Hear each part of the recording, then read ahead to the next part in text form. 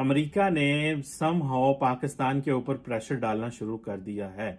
America के अंदर एक अदारा है जिसको कहा जाता है कि board of governors of the federal reserve system, और इसने पाकिस्तान के जो नेशनल बैंक है, जो हमारा कौमी बैंक है, नेशनल बैंक ऑफ पाकिस्तान, उसके ऊपर कोई $35 मिलियन की पेनल्टी डाल दी है। और जैसे मैंने बताया कि पाकिस्तान इस बात पे एग्री है कि अब हम $35 मिलियन की पेनल्टी देंगे। पाकिस्तान के पास तो पहले इतने पैसे नहीं है, हम तो कर्जे ले रहे हैं दुनिया के हर मुल्क से, और हमारे लिए चैलेंजेस भी बहुत ज्यादा हैं। तो क्या पाकिस्तान इस पोजीशन में ये कर्जा, ये पेनल्टी देना बिकॉज ऑफ द इनएफिशिएंसी हमारे जो ऑफिशियल्स हैं, और कंप्लायंस किन चीजों पे नहीं है? Compliance anti money laundering loss के ऊपर नहीं है, कंप्लायंस हमारी बैंक सिक्रेसी एक्ट पे नहीं है, जिसके ऊपर पाकिस्तान में तबाही मचा दी। बात बताऊं, यहाँ वाशिंगटन डीसी में जो है वो ये बात क्लियर कट लिखी हुई है कि पाकिस्तान तो जनाब चीनी ब्लॉक में चला गया, वो तो चीनी ब्लॉक में जा चुका है। मतलब ये बातें यहाँ पे लोग करते हैं। जय हिंद, स्वागत है आप सबका दी तथ्य न्यूज़ में। साथियों, तोहफे मिलने चालू हो गए। इमरान खान को जो है अपने इनाम मिलने चालू हो गए। रशिया जाके इमरान खान ने कोई दुनिया में एक व्यक्ति गिना सकता है एक भी फ़ायदा जो पाकिस्तान को मिला हो, एक भी फ़ायदा जो इमरान खान को पर्सनल लेवल में मिला हो, एक भी रुपए का कर्जा वहाँ से मिल गया हो, चंदा मिल गया हो? कुछ नहीं। खाली वहाँ नेता बनने गए थे। अमेरिका से इन्होंने जो है वो दुश्मनी मोल ले ली, और अब इनको अमेरिका दौड़ा दौड़ा के जूते मार रहा है, एक के एक करके। इनकी जितनी गर्मी थी सब इनकी गर्मी छांट रहा है। पूरी चीज़ क्या है, हम पहले अगर देखें तो चालू किया है कि तकरीबन जो है वो 616 करोड़ पाकिस्तानी रुपया, 616 करोड़ पाकिस्तानी रुपया का जो है वो जुर्माना ठोक दिया है पाकिस्तानी बैंक के ऊपर। और ये तो माना जा रहा है कि अमेरिका की तरफ से शुरुआत है। एक के बाद एक और इससे खतरनाक चीज़ें होती चली जाएंगी। पूरी चीज़ क्या उधर हम चलते हैं। आप चैनल को सब्सक्राइब करके बेल आइकन दबा लें। स्केड्यूल थी 1 घंटे के लिए, लेकिन बाद में इसका जो दौरानिया है 3 घंटे कर दिया गया बढ़ा के। दोनों रहनुमा में तकरीबन 2.25 घंटे गुफ्तगू हुई, और मुलाकात में दो तरफा ताल्लुकात, खित्ते, अफगानिस्तान की सूरत हाल पर तबादला ख्याल किया गया। अच्छा, वज़ीर आज़म साहब ने इस्लामोफोबिया पर खुलकर बात की। रूस और यूक्रेन में जो कशीदगी है उसके जो असरात हैं वो पाकिस्तान ही नहीं बल्कि दुनिया भर में पड़ रहे हैं, आपको पता है नाज़रीन। और आलमी मंडी में जो तेल की कीमतें वो बढ़ गई, स्टॉक जो मार्केट्स हैं वो गिर गई हैं। पाकिस्तान स्टॉक एक्सचेंज में मंदी का समा है। अब फाइनेंशियल रेगुलेटरी जो वार्निंग्स हैं वो पाकिस्तान ने इग्नोर की, और जिसे कहते हैं कि इफेक्टिव जो थी वो जिसे कहते हैं ना, अपने आप को वो इफेक्टिव नहीं कर सका, और एंटी मनी लॉन्ड्रिंग प्रोग्राम्स जो है उसमें वो कंप्लायंस नहीं शो कर सका। वो कह रहे हैं कि जी हमने 2014, और ये जो उन्होंने पेनल्टीज लगाई हैं ये आज यानी कि 24 फरवरी को सुबह 11 बजे ये पेनल्टीज पाकिस्तान के ऊपर लगाई गई हैं, जबकि इमरान खान साहब मॉस्को बैठे हुए हैं। Do not under estimate the significance of this. हम आपका जो है बैंक सिक्रेसी एक्ट और एंटी मनी लॉन्ड्रिंग लॉज, दो चीजें।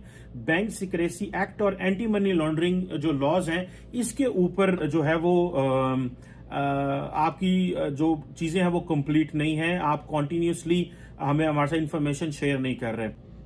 अब इमरान खान साहब जो है, क्या ये पाकिस्तान को सजा मिलनी शुरू हो गई है? एक तरफ दोस्तों आपने नहीं भूलना कि FATF के मामलात अपनी जगह पे खड़े हुए हैं। FATF के मामलात अपनी जगह पे खड़े हुए हैं। जो लास्ट अक्टूबर में जो बातें हुई थी उसमें उन्होंने कहा था सीधा FATF वालों ने कहा था कि भाई आपने जो UN सिक्योरिटी काउंसिल रेजोल्यूशन है उनकी इम्प्लीमेंटेशन करनी है। अभी कुछ और उन्होंने हमें लिस्ट थमा दी हुई है, उन्होंने हमें और लिस्ट थमा दी है। बल्कि आपको पता है कि उन्होंने FATF को भी डाल दिया था टर्की को भी ग्रे लिस्ट में डाल दिया था, और वो क्योंकि पाकिस्तान का दोस्त है तो शायद इस वजह से उन्होंने डाल दिया। लेकिन ये एक बड़ा सीरियस पॉलिटिकल सिचुएशन है। क्या पाकिस्तान चीन जा रहा है? क्या पाकिस्तान रूस जा रहा है? इसकी कोई सिग्नलिंग हमें ये कर रहे हैं। ये जो अब पाकिस्तान को पहले भी इन्होंने हमारे बैंकिंग सिस्टम को रगड़ा, हम इतनी चीजें अफोर्ड नहीं कर सकते।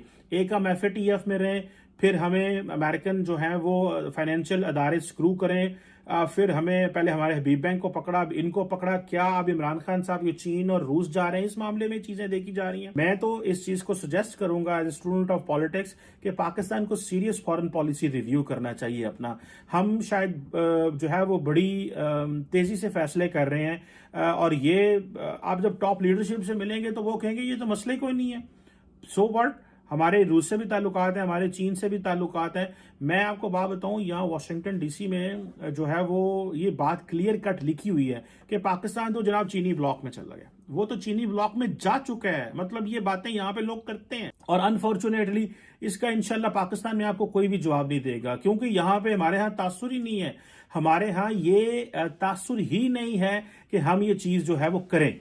ना हम इस चीज को पसंद करते हैं कि हम सवालों के जवाब दें, ना हम अवाम को क्लैरिफाई करते हैं। हम सिर्फ सियासी शहीद बनने के पसंद करते हैं, या हम एक अपना तासुर देने की कोशिश करते हैं। जनाब देखें, ये इमरान खान साहब है जिसने अमेरिका को एब्सोल्युटली नो कह दिया था। उधर हमारी FATF में हमारी जो है वो किस्मत का फैसला अभी तक नहीं हुआ। उन्होंने हमारे ऊपर डेलिबरेटली तलवार लटकाई हुई है। और जो इमरान खान साहब रशिया और चीन जा रहे हैं, चले गए हैं, क्या इससे वो तलवार मजीद हमारे ऊपर रहेगी कि नहीं रहेगी? डेफिनेटली वो तलवार रहेगी। पाकिस्तान ने अपनी चीजें कंप्लायंस भी कर दी है, सिर्फ वो हाफिज सईद वाला आई थिंक मसला रह गया है और लश्कर तैयबा और जैश मोहम्मद वाला मसला रह गया। ये मसला बड़ा पुराना है, इसको उनको जेलों में भी डाला हुआ है और उनके खिलाफ पर्चे भी हैं, वो केसेस भी भुगत रहे हैं। लगता है कि इमरान खान साहब के रशिया और चीन के जैसे कहते हैं ना कि विजिट के रिजल्ट आने शुरू हो गए हैं, और जो पहला रिजल्ट है वो इस कॉन्टैक्ट में है कि आपको $35 मिलियन की पेनल्टी जो है वो उन्होंने डाल दी है इधर अमेरिका में। और फेडरल रिजर्व और सेंट्रल बैंक जो US का है वो ये बातें कर रहा है, ये कोई और नहीं, मतलब कोई किसी स्टेट का नहीं है। और कंप्लायंस किन चीजों पे नहीं है?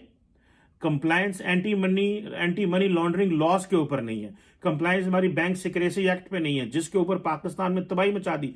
मैं I am one of those people, जो हम जब बैंकों में जाते हैं, अक्सर हमारे दोस्त यार बैंकों में होते हैं तो मिलना होता है, तो मैं उनसे पूछता हूँ सुनाए आजकल बैंकिंग कैसी है, तो वो ये एक ही चीज कहते हैं जनाब ये FATF की वजह से हमारे लिए बड़े मसाइल है। हम पाकिस्तान में किसी ATM में जाए ना जनाब, वहां पे अगर आपने पैसे निकालने तो वहां पे आता है FATF के इश्तिहार लगे होते हैं। तो हमारे लिए तो पहले ही इतने ज्यादा चैलेंज है, और हम इस मसले में फंस जाएं कि जी हमारा बैंकिंग, हमें ये बताया गया था कि पाकिस्तान ने अपना जो बैंकिंग रिजीम है वो बहुत स्टेट ऑफ द आर्ट कर लिया गया है, लेकिन बैंकिंग रिजीम तो अभी स्टिल वहीं पे खड़ा हुआ है। साथियों, पूरी दुनिया भर में जो है चर्चाएं चल रही हैं कि पाकिस्तान जो है वो चाइना ब्लॉक में नहीं गया, बल्कि चाइना की जो है एक एक्सटेंडेड टेरिटरी बन गया है। चाइना जो है, जैसे चाइना बोल देता है कि तुम्हें लेफ्ट लेना है तो लेफ्ट ले लेता है, चाइना बोल देता है तुम्हें राइट लेना है तो राइट ले लेता है, चाइना बोल देता है कि तुमको ये करना है वहाँ चले जाओ, पाकिस्तान वहाँ चला जाता है। पूरी तरीके से एकदम कठपुतली बन गया है पाकिस्तान चाइना की। अब आप देखें, इसमें ये चीज़ जो है वो हजम नहीं हो रही है और होनी भी नहीं चाहिए अमेरिका से। अमेरिका इनको जो है वो इस बात की खुली छूट नहीं दे रहा है, इतना अमेरिका इनको चाहता नहीं कि वो बढ़े। जिस तरीके से आप देखो, चाइना और रशिया तो पुराना, मतलब USSR के टाइम से पुराना दुश्मन रहा है, वो बात सब जानते ही हैं, लेकिन जिस तरीके से अभी आप देखो चाइना के साथ में रशिया दोस्ती करता हुआ नजर आता है, कई मामलों पे अलग भी नजर आता है, लेकिन मेन बात यह है कि चाइना ब्लॉक की तरफ वो ज़्यादा जो है वो पाकिस्तान भी टिल्ट होता हुआ नजर आ रहा है। अब ये जो है वो देखा नहीं, इसका जो है वो एक्सेप्टेबल नहीं है ये अमेरिका के लिए कि एक तो जो पुराना दुश्मन था वो फिर से अपनी लगभग सत्ता पा रहा है दोबारा। हम देखें तो ऐसे हो सकता है आने वाले दिनों में, जिस तरीके से आप बाकी जितने सोवियत कंट्रीज हैं उनमें देखें, कजाकिस्तान में क्या हालत है। कोई भी कंट्री जो बाकी रशिया को छोड़ के बाकी जितनी सोवियत कंट्रीज है, पूरा आप यूक्रेन से लेकर इधर तक सेंट्रल एशियन कंट्रीज देख लें, कोई भी ऐसी नहीं है जो बहुत ज़्यादा मजबूत हो या इस स्थिति में हो कम से कम कि अगर वहाँ पे कल को रशियन फौजें घुस जाती हैं, हमला कर देती हैं, तो वो उसका पलटवार कर पाएंगे। यूक्रेन में अगर हम देखें, मात्र 1.5-2 महीने पहले कोई सोच भी नहीं सकता था कि ऐसा कुछ भी होने वाला है। हुआ। अगले 6 महीने में, साल भर में बाकी देशों में भी घुस जाए तो उनकी देशों की इतनी क्षमता नहीं है कि वो रशिया को रोक पाए। घुसे ना घुसे वो रशिया का फैसला है, वो अलग बात है, लेकिन उनमें क्षमता नहीं कि वो उसको रोक पाए। इसी में लेकिन अगर हम देखें तो एक तरीके से मेरी निजी राय तो यह है कि जो रशिया कर रहा है वो गलत नहीं है, वो अपनी जगह ठीक है। जब तक वो चाइना के साथ ज़्यादा उधर ना जाए तब तक वो कुछ गलत नहीं कर रहा। मेरे हिसाब से अपनी जगह ठीक है, आप सबके अपने अपने ओपिनियन होते हैं, लेकिन क्योंकि उनका वही पुराना देश है और USSR हम जितना भी कह लें, लेकिन एक बहुत ही पुराना दोस्त रहा है हिंदुस्तान का, और हिंदुस्तान में बहुत सारे ऐसे डेवलपमेंट्स के काम हैं, बहुत सारे टेक्नोलॉजीज, खास तौर पर हमारा जितना पूरा का पूरा डिफेंस सिस्टम था एक समय तक, जो हमारा पूरा पूरा जितने भी डिफेंस की ज़्यादातर चीज़ें थी आती थी रशिया से।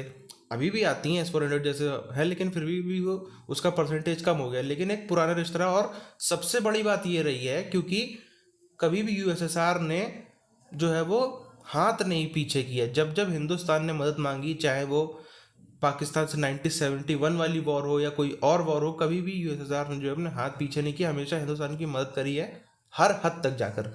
इसलिए एक जो है, और एक कारण इसका ये भी है क्योंकि रशिया में हम देखें तो लीडरशिप भी नहीं चेंज हुई है। जो पुतिन साहब इतने साल पहले थे, मतलब कि इतने लंबे समय से पुतिन साहब जो है वहाँ के बराबर प्रेसिडेंट बने, तो हम ये भी नहीं कह सकते कि जो पहले रशिया था वो चेंज हो गया है। पुतिन साहब के दौर में भी रशिया के ताल्लुकात हिंदुस्तान के साथ में बहुत बेहतरीन रहे हैं, ये एक कारण है। बाकी और भी इसके अलग अलग कारण होते हैं हम देखने के, लेकिन अच्छी चीज़ जो है सबसे बड़ी हिंदुस्तानियों के लिए ये है कि कुछ हो ना हो, यूक्रेन जीते वो करे, आपस में जो हो जाए। बड़ी बात यह है कि जो पाकिस्तान है उसकी अपने आप जो है वो चटनी पिसना चालू हो गई है। इसी के साथ में भी अब देखो चाइना तक भी आग जाएगी। रशिया का कुछ जो होगा नहीं होगा वो तो अलग की बात है, पाकिस्तान फंस रहा है, पाकिस्तान भी और लपेटा जाएगा। चाइना जो है उसके ऊपर भी आप कुछ दिनों में देखिएगा कि किसी न किसी तरीके के अमेरिका जिस हद तक वो कर सकता है उस हद तक कैसी न कैसा कुछ भी फैसले वो चाइना के खिलाफ भी लेगा। अब ये तो एक तैयारी है। अगर इसके हिसाब से हम लोग बाकायदा जैसे जैसे मैनुअल्स हैं, जैसे रूल्स हैं, उस हिसाब से अगर देखा जाए पाकिस्तान को, तो पाकिस्तान में कुछ भी ऑर्गेनाइज्ड फॉर्मलाइज्ड है ही नहीं।